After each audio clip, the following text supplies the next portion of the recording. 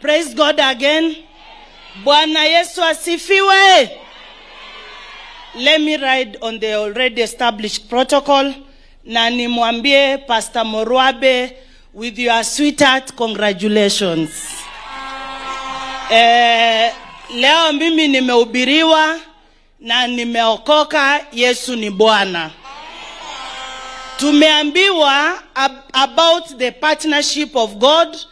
We forever remain to partner with God, and will partner with him even when we go to heaven. Sasa when we partner with God kule binguni, jameni, we should partner here on earth in Kenya with our president William Samoei Ruto 2 term.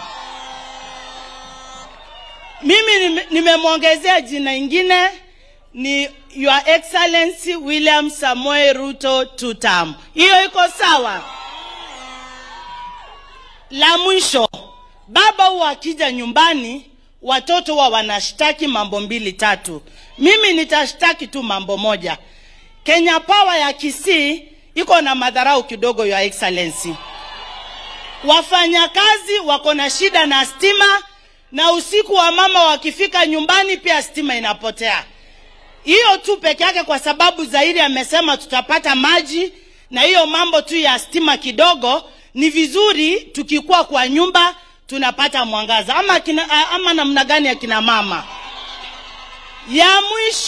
Ya mwisho, usikubali kuambiwa utazame na yet Mungu amekupea macho, unaona dunia inaelekea wapi. Ukweli wa mambo ni hivi, watu wetu wa nyumbani, president wetu anatupatia chakula, ama mjapokea development? Tuseme ukweli. Sasa mnasema muache development, mtafute serikali nyingine. Hiyo serikali iko wapi?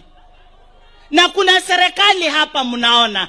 Kwa hivyo watu wetu wa Kisii, mtu asiwaambie muone na muko na macho mnaona. Mnasema namna gani? President Ruto 2 term. Asante.